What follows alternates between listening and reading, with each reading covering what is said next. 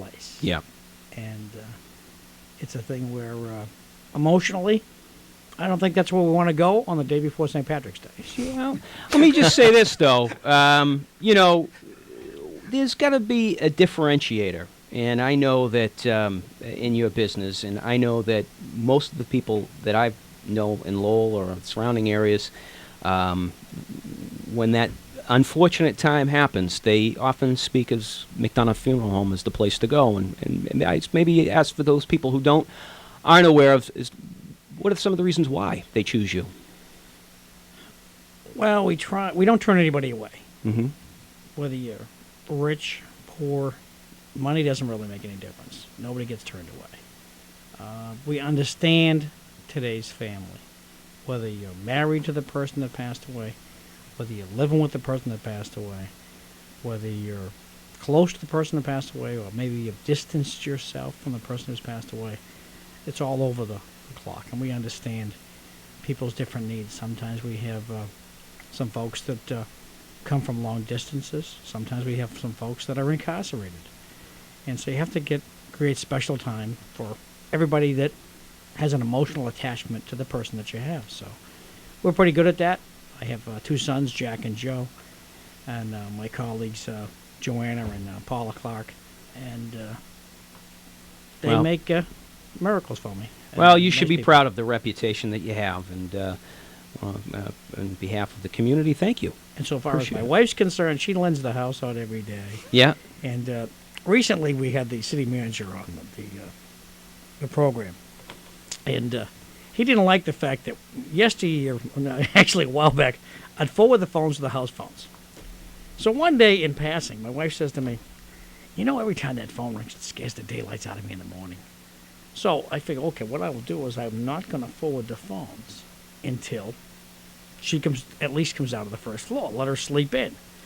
And so we're going to have to do something about that, because the city manager doesn't particularly care for taking phone calls on the cell phone. He likes to take it over the landline. So Well, we're going to work on that. You work on that, exactly. So I thank my darling wife, Ellen, for her patience. I thank Beverly Anthes for lending George out every morning. And well, you make a dynamic duo, and I was listening to the St. Patrick's Day breakfast event that was broadcast on WCAP this morning, and I think it was the city manager had made a comment. What was his joke in regards to the City Life show? Well, something It's a about combination- we were grumpy old men and Wald. It was a combination. Oh, it was a combination of Wayne's World and Grumpy Old Man. I don't know that I agree with that, but I certainly I'm enjoy an old the man, show. so I admit that. Well, so what's everybody's plans for the St. Patrick's Day just tomorrow? One more little Yeah, note go on right that. ahead. I didn't think that the city manager knew that my wife's maiden name was Wayne, so Ah, pretty clever guy. yeah, interesting. He does dig around quite a bit before he makes an appearance. Gets himself full of all kinds of good information. Sure does. Yeah. Lives so- off that text phone. There you go. Well, if you're interested in, we've got a couple minutes before our break, but if you're interested in calling in and speaking your mind of, or would like to say hello to any of our guests, call in at 978-454-4980 and talk to us live here on the JMac and the Bear Show. So, John, you'd mentioned that tomorrow you're going to have some corned beef sandwiches and some ice-cold beer, and I know that the Dropkick Murphys are in town. And we might have a little information, a little insight as to something that's going on there tomorrow. Yeah, well, as you know, I'm the treasurer of Mickey Ward's charity, so I'm sure Mickey will be hanging out with the boys from the Dropkicks tomorrow, and you never know, you might have a surprise visitor at the Center Ice Pub. You never know. Very good. But we'll have registrations for the deck hockey all day tomorrow and all day Sunday, and we look forward. It's supposed to be a beautiful weekend, guys, so I think it'll be great. Yeah, it was a nice weekend. Yeah, and this morning, I before I left to come down from Riverwalk, I stopped by the Coffee Can Cafe, which has absolutely best donuts around in Lawrence. I know John McDonough has his favorite donut joint. We And, take them from they're any pretty place. good. We have no problem. The Coffee Can Cafe, located at 360 Merrimack Street in Lawrence. A new coffee sheriff is in town. Give them a call, 978-208-1907. They really do. They have a coffee roll the size of your head. It's John, unbelievable. When you move to Lawrence, when you get the show in Lawrence, Yeah. if you have George and I, we'll go to that coffee shop. Yeah, you check it I'd out. be happy to sample their Yeah, maybe products we could on bring a air. box of Top Donut, and we can bring a box No, of... we'll leave No? Top Donut in Lawrence. Oh, boy, I don't know. They actually have a Top Donut in Lawrence. Yeah, Yeah, and they're pretty good as well, but not as good as Coffee Can Cafe because you know why? Coffee Can's a sponsor of the JMac and the Bear Show, so they take priority. that kicks them up a notch. Hey, John, how about Absolutely, the absolutely. casino. What are you guys gonna? Sal's Enterprises bought the casino. Yes, we have. Down Maybe in we'll talk a Hampton. little bit about that as we right after the break. Yeah, so please stay tuned on that 980 WCAP, where everybody gets it, and tune in for the next half hour of the JMac and the Bear Show.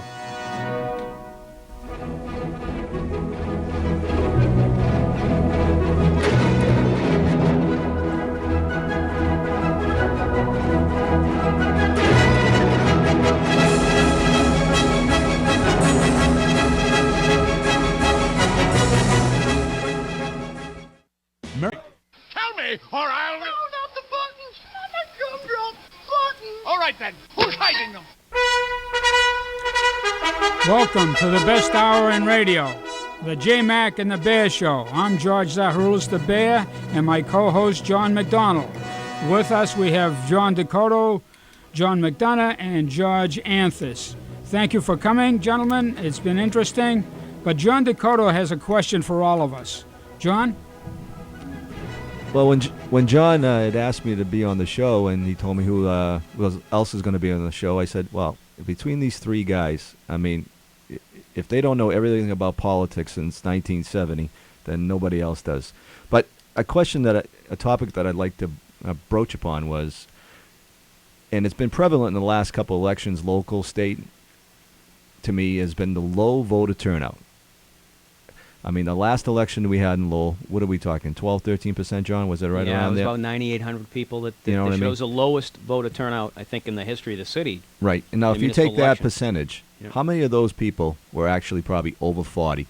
You got to think the majority. Vast right? majority. So what is that saying for the people that are 18 to 35? Why aren't they voting? And is it can we reverse that trend? So I'd like to ask all three gentlemen their point of view on this. I have an idea, but it's probably, first of all, I don't care much. I mean, I'm not, this is politically incorrect. I feel if people want to vote, they vote. And if they don't want to vote, I don't want to spend an awful lot of time getting them out. But I think in many cases they need an issue. And since we have done away with the draft, which is about 40 years, if you're in the military, you're there because you want to be. And so nobody's forced to go anywhere.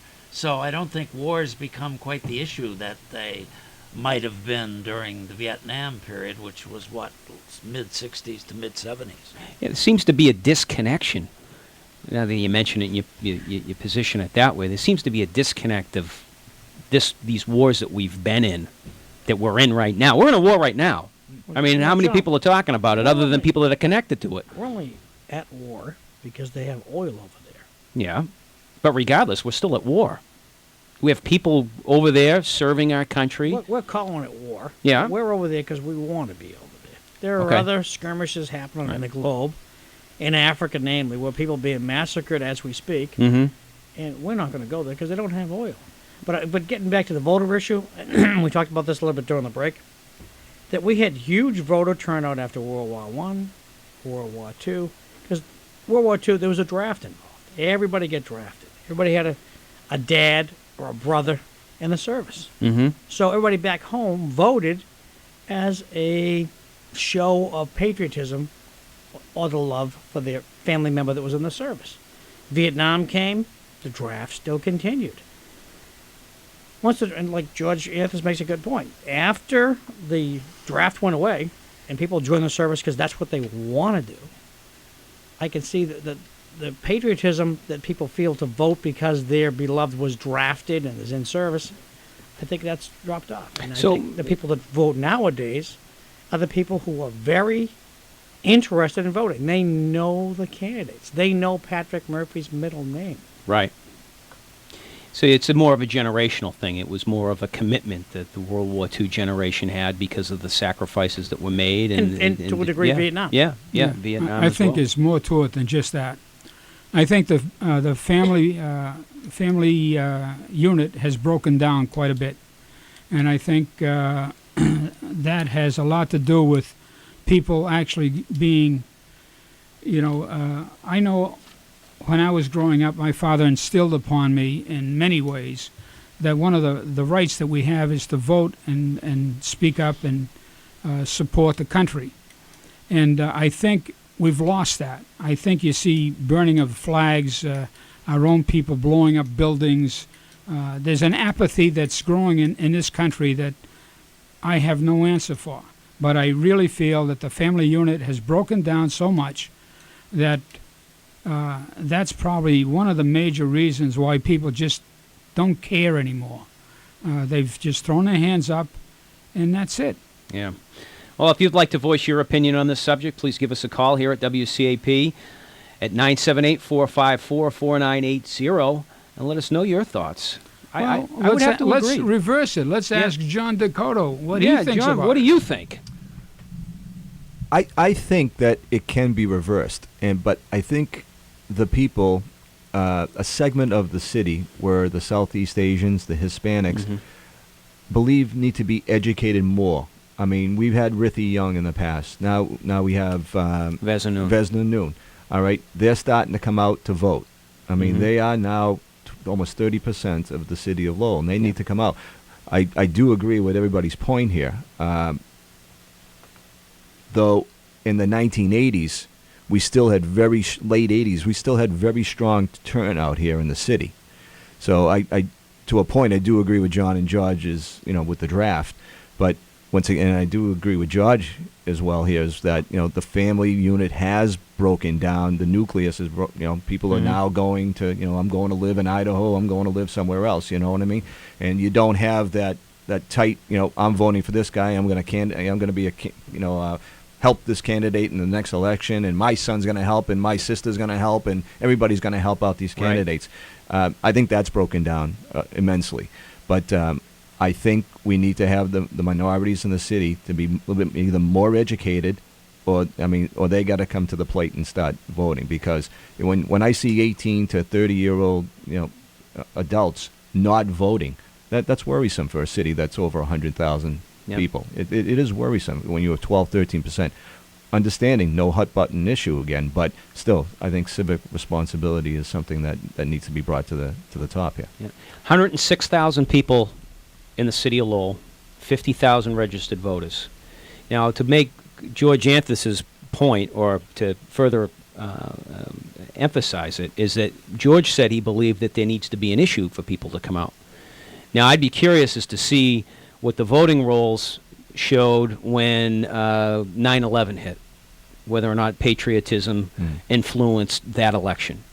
I remember a recent election that a lot of people came out, as opposed to some of the special election. Scott Brown, the last time when he ran against Martha Coakley, a lot of people came out. And actually, if John McDonough, the former candidate, decides to move with a charter change, that might get people to come out to vote. It could. But what does it say, though, when we only have 7 candidates running for school committee? I mean, we're 106,000, you just said, right? We had 7 people running for school committee. We had how many?